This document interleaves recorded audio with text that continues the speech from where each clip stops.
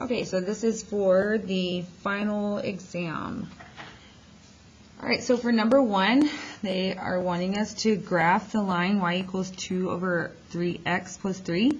This one's already in my slope-intercept form, so I don't have to manipulate the equation in any way. So recall the number right here that's by itself, that's my starting point. So I'm going to start at 3 on my y-axis because that is my y-intercept. So there's 3. And then my slope right here is telling me how I move. So I'm going to go, since this is positive, I'm going to go up 2 and over to the right 3. So here we go. So we're going to go up 2 and then over 3. Up 2. I lost my spot. 2, 1.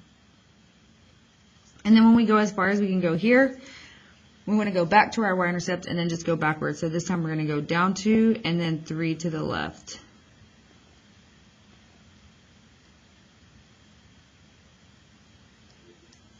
And then we can connect all of our points. And that's what our graph would look like. And remember that you can always put it in the y equals in the calculator just to compare and make sure that yours is matching up. Okay, number 2. It wants to know the value of the slope for the line graph below. So we're going to find 2 perfect points. So we have right here at -2, which is our y-intercept. And then it looks like our next perfect point is going to be at 1, 2. So recall, whenever we're looking at the graph, we're looking at rise over run. So we are rising up 1, 2, 3, 4, and then we're going over to the right 1. So that means m would equal 4 over 1, or you could just say 4. Okay. All right, so number 3, they want us to solve for y. So there's only 2 steps that we need to remember here. We have to move x by adding or subtracting, and then we divide by whatever's in front of y.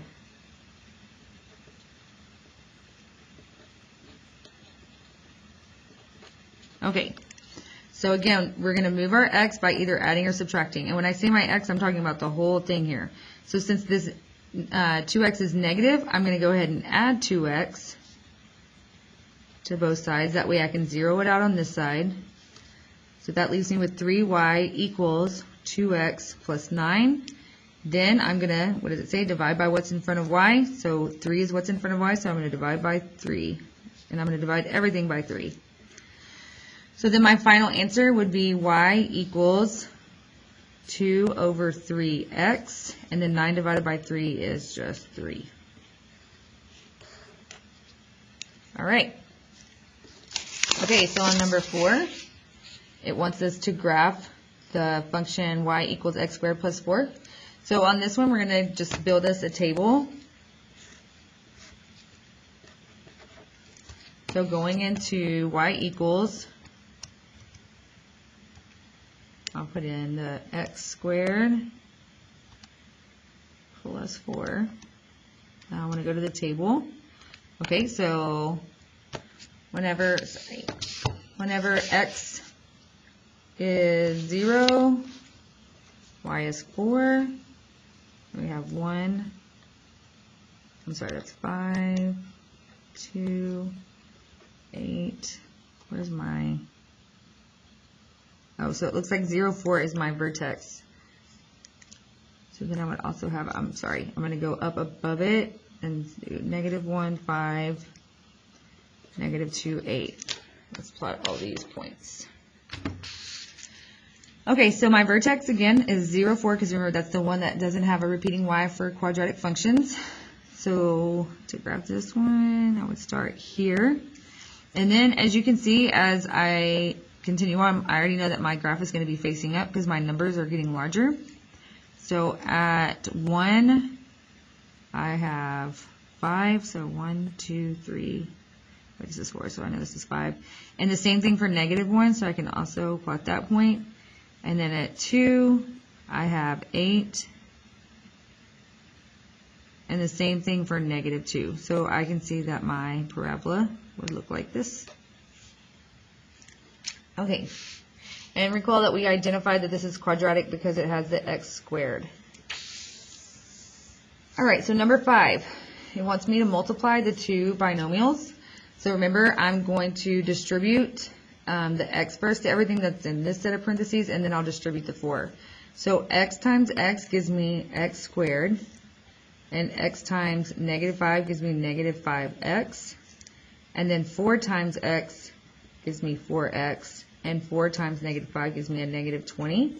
And I'm going to combine my like terms here, so my final answer would be x squared, and then negative 5x plus 4x is negative x, and then I bring down my negative 20. So that would be my final answer. Okay, so it wants me to multiply x plus 9 squared. So I can rewrite this as x plus 9 times x plus 9. And I'm going to do the same method here. So x times x gives me x squared, and then x times 9 gives me 9x, and then 9 times x gives me 9x, and then 9 times 9 gives me 81. So I'll combine these like terms, and I'll have x squared plus 18x plus 81. And this is what we also call a perfect square trinomial because the factors are exactly the same. Okay, so for number 7, it wants me to factor the quadratic. So if you'll recall, we first should do a equals 1, and my b equals 3, and then c equals 2. Since my a value is 1, I don't have to use the box method, but I do still have to do the a times the c, which gives me 2. And then I need 2 factors from 2 that add up to give me 3. So that would be 1 and 2. So that means x squared plus 3x plus 2 is going to equal x plus 1 times x plus 2.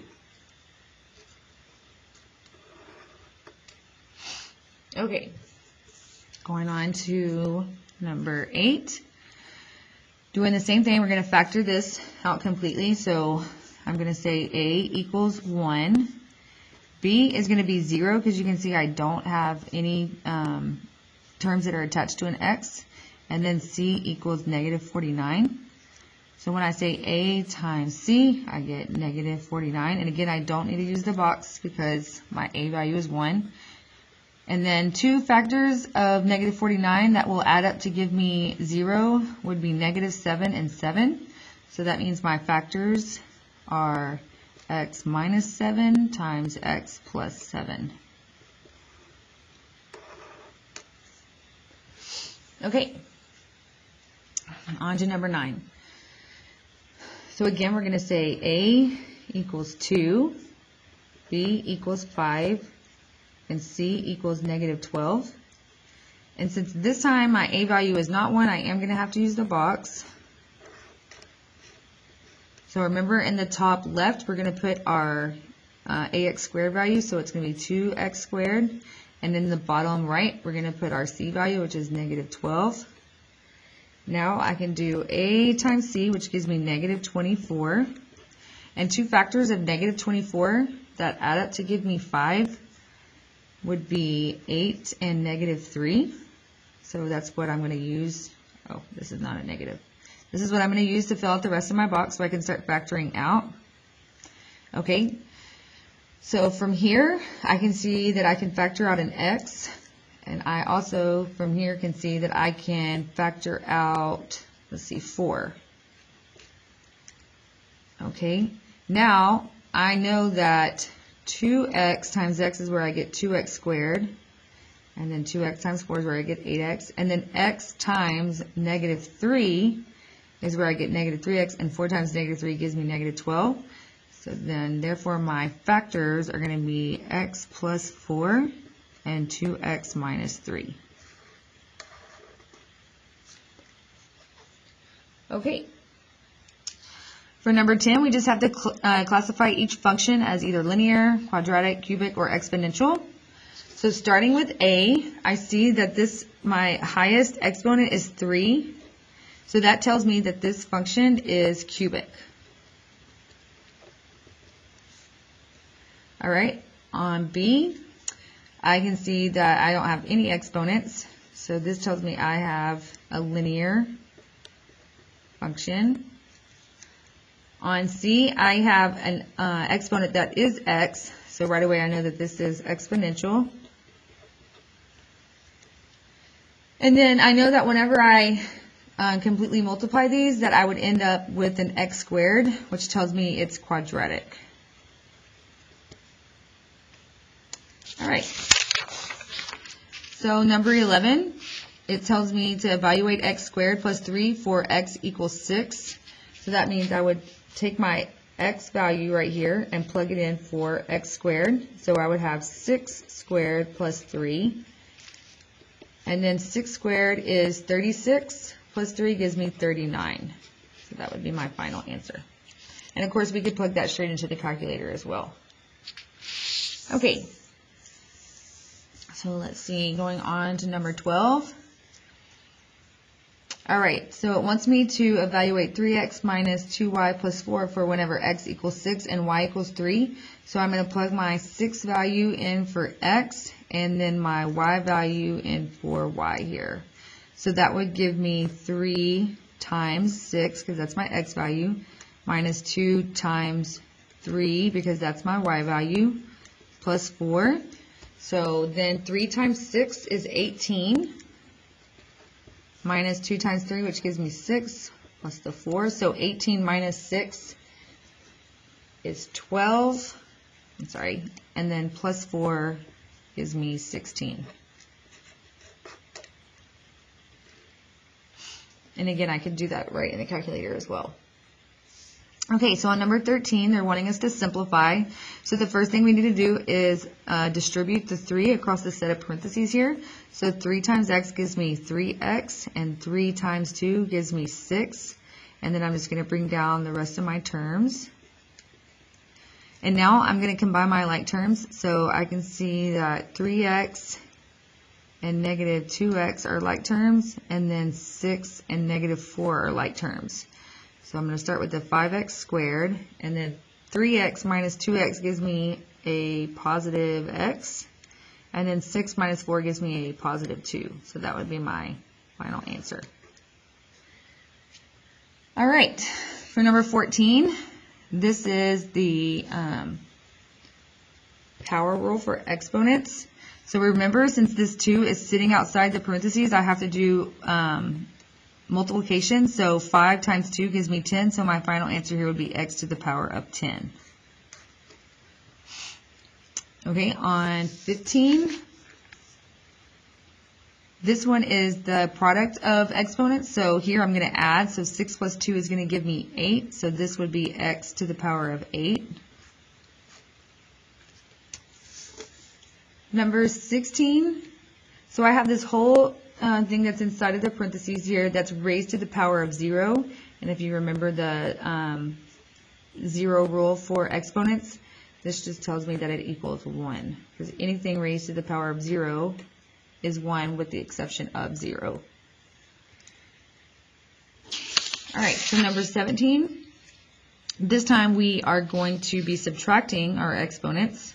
So first I'll go ahead and divide 10 by 5, which gives me 2. And then 5 minus 3 is 2, so my final answer is 2x squared. Okay.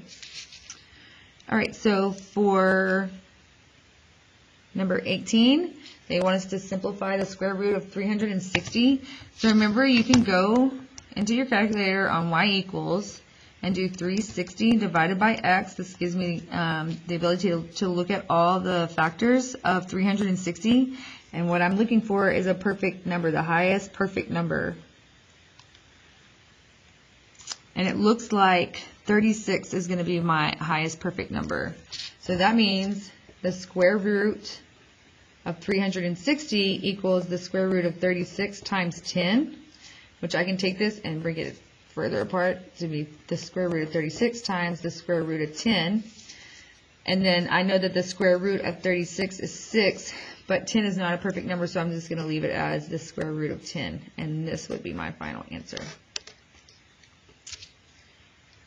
All right. So number 19, we needed to determine which type of function each represents. So it's either linear, quadratic, or exponential. So on A, again, because the exponent is an x, that tells me right away that this is an exponential function. Here, the x squared tells me it's quadratic.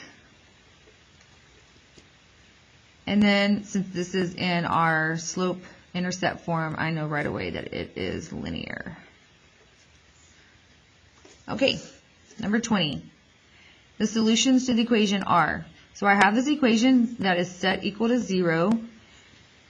So what I'm going to do is use my calculator, go to y equals, everything that's on the left, I'm going to put it, of the equal sign, is going to go into y1, and everything on the right is going to go into y2. So I would have x squared minus 4x minus 21 for y1, and then 0 for y2. And I'm going to the table and I'm looking to see where they both match up. One of the solutions is where x is 7. So I can say x equals 7 is 1. And let me see if I have another one, which I could, it's the same thing. I could look at the graph as well to see how many times it's going to cross. It's going to cross over twice. Remember, my solutions or my zeros, those are, or the roots, that's what the point is. The x value is whenever the graph is crossing your x-axis. So let's go back and see what the other one is. Okay, so I can see that this one right here, to negative 25 is my vertex because the negative 25 is not repeating. And then I see that my next x value is negative 3. So negative 3. And right here we could just say that y1 equals x squared minus 4x minus 21 and y2 equals 0, and that shows how I came about finding my answer. It's a way of showing your work. Okay, so 21 wants us to solve. So obviously we're going to solve for x since that's the only variable. So the idea here is to get x by itself. So first I'm going to move this negative 5 over here. The way I do that is by adding, because I want it to zero out on this side. So then I have 3x equals, and 10 plus 5 is going to give me 15. And now I'm just going to simply divide each side by 3 to get x by itself. And I get that x equals 5. Okay. So 22. It wants me to solve for x. As you can see here, it's telling me that these two equations are equal to each other. So I'm going to put this one into y1, this one into y2, and I'm going to see where y1 and y2 are the same for my x values, or my x value. And since this one is linear, and I know that because there's the x has an exponent of 1, right? Since there's nothing here, I know it's just 1. So that's how I can tell it's linear. So negative 8x minus 15, and then 2x plus 25. Going to the table. Let's see. I'm going to have to go up this way. Oh, I passed it. So at x equals negative 4, I can see that y1 and y2 are the same.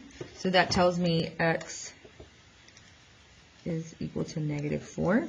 And again, to show how I found my answer, I'm going to say negative y1 equals negative 8x minus 15, and y2 equals 2x plus 25. Okay, so on 23, I'm going to do the exact same thing because my two equations are set equal to each other. So again, I'm going to say y1 equals 5 times x plus 2, and y2 equals 3x minus 7. So y equals 5 times x plus 2, and then 3x minus 7. And then I want to look to see where they're exactly the same.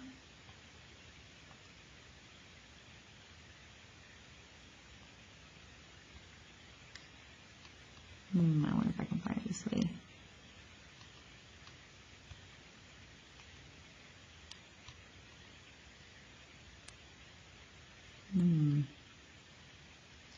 Let's see if I go to the graph and see if I can find where they intersect at. Okay, it looks like they're intersecting down here. So let's see, second trace, 5 for intersect, and then enter, enter, enter. So it's telling me it intersects whenever x equals negative 8.5. So that tells me that x equals negative 8.5. And that's my answer. So just remember that if you can't, when it comes to the linear equations, if you can't find where y1 and y2 match up, go to the graph and look to see where they intersect at. Because sometimes whenever you have a decimal point like this, well, every time when you have a decimal point like this, your x value is going to be difficult to find. Okay, so flipping over to the back side.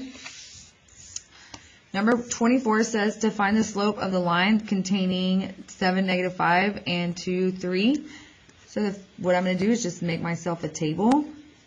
So 7, negative 5, 2, and 3. And recall, if I go to Stat, Edit, I'm going to put in exactly what I have here in my table. So 7 enter, 2 enter, and then on the other side, negative 5, 3. Now I can go back to Stat, over to Calc, and I'm going to hit 4 for linear. And I see my A value is always going to be what my slope is, and my slope is going to be negative 1.6. So M equals negative 1.6. All right, number 25. It wants me to write the equation of the line containing 1, negative 3, and 3, 1. Okay, so the first thing I need to do is find out what my slope is. So I have 1, negative 3, and 3, 1. So again, I'm going to go back to Stat, Edit. So I'm going to have 1, 3, and then in L2, I'm going to have negative 3 and 1. Back to Stat, over to Calc, and then 4 for linear. And this time I see that my slope is 2, so I can say M equals 2. And now I'm just going to use this point right here in the point slope formula, which is that y minus y1 equals m times x minus x1 to create my equation. So I'm going to have y minus, and then since my y value here is negative, this is going to become a plus 3 equals, here's my m, 2 times x minus, and then my x value, 1. And that would be my answer. We could go ahead and solve for y as well, but really and truly it depends on in the question like what it's wanting to do. You might have to just look at your answer options to figure out what you need to do next from there. Okay, number 26. The slope of the line y equals 2x plus 3 is, the slope is always the one attached to the x, so it's m equals 2. Okay. So the y-intercept of the line y equals 3x is, so remember, we have that formula y equals mx plus b, where b is my y-intercept. So you can see here that I don't have a plus anything. So that tells me that my slope is, I'm sorry, not my slope, my y-intercept. That's what this is my y-intercept. And since I don't have anything here, that tells you, or tells me that my y-intercept is 0. Okay, 28. Write the equation of the line that has a slope of negative 4 and contains the point 3, negative 11. So again, I'm going to use that point slope form. So y minus y1 equals m times x minus x1. So y minus, and again, this is going to become a plus since my y value is a negative 11 equals, I'm going to use my slope, negative 4 times x minus 3 because that's my x value. I'm sorry, I didn't see all that. Okay, let's go on to 29. What is the equation of the line that has a slope of negative 4 and a y-intercept of 0, 5? So remember, this is going to be my y value.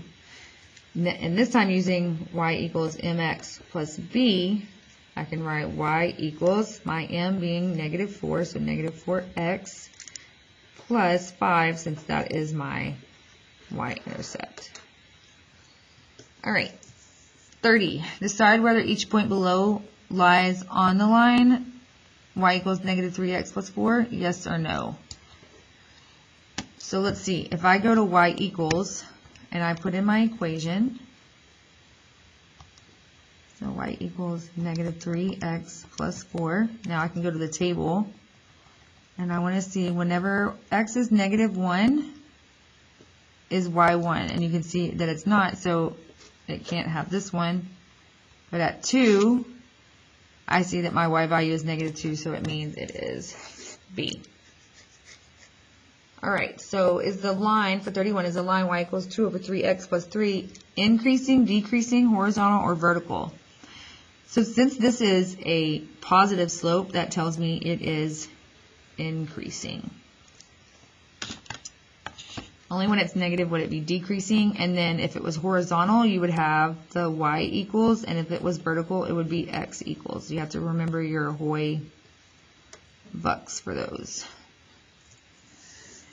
Okay, 32. Lifelike Studios charges a one-time sitting fee to take your photograph, then adds 50 cents for each photograph you order. Based on the information given in the graph, how much does the Lifelike Studios charge for the sitting fee? So your sitting fee, this is like your y-intercept. So we have to see where it is on the y-axis, which is right here at 10. So that tells me that it is $10. And then it's asking what is the y-intercept of the function, and we already know that it is 0, 10. Okay. 33. So it says the graph above represents the relationship between the side length and the area of a square. Use this graph to answer problems. The graph above represents the relationship between the side length and area of a square. Use this graph to answer problems. Maybe these below. A graph or the exponential function. No, I don't know, guys.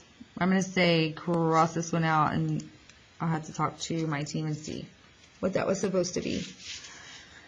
Okay. So it says a graph for the exponential function f of x equals 3 times 2 to the power of x is shown below. Use this graph to answer questions 33 through 35. So 34 says, what is the domain of the function? So remember, you have your Dr. XY that you can use to help you remember that your domain goes with the x values. It is all of the x values that are included in this function right here. So now since I see that I know that my function is exponential, that tells me that it's going to contain every x value on this graph. So therefore my domain would be all real numbers, or we can just write double R. Alright, next it wants to know what the range of the function is. So again, range is for y, as we can see with our Dr. XY here. If you'll recall, our asymptote is going to be the y equals 0. So we can go ahead and write that down for 36. And recall the asymptote is the line or the point on the graph where it looks like my graph is going to touch it, but it never actually does. So that means that y can never equal 0. But since this is increasing, I can see that it can equal everything above 0. So therefore my range is going to be y is greater than 0. And in this case we would not say equal to, because remember the graph is never going to actually touch the x-axis where y would be 0. Okay, 37. So we're supposed to use this graph to answer these questions. So it says a feather floats to the ground at a constant rate of 1 foot every 5 minutes.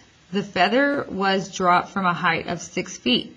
What is the meaning of the location where the graph crosses the horizontal axis? Well, the horizontal axis is talking about our x values. So whenever my graph crosses this point, that tells me that the feather is no longer in the air.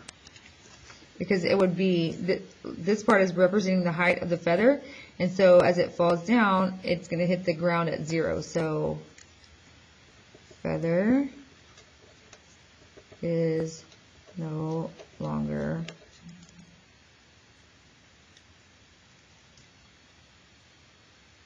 falling, or really, feather is on the ground, sorry. Is it at 0 feet? Okay. All right, so what does the y-intercept of the graph of this situation represent? So the y-intercept here tells us the point in which the feather started falling. So the point when feather started falling. So it's our starting point. 39 says write an inequality that represents the domain of the graph. So I see, all right, so remember, I'm going to look at the x value. So I'm only focusing here.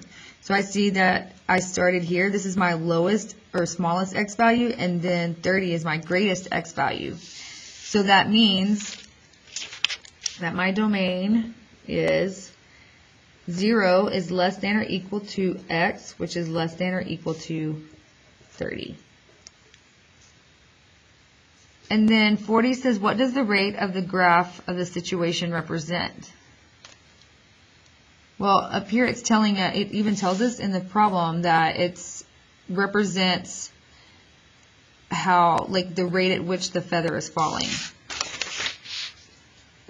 So that's what we want to write. The rate at which feather is falling. Okay, so that's it for the final exam review. Should you have any questions about any of the problems that we covered, just make sure that you take them to your teacher. Thanks.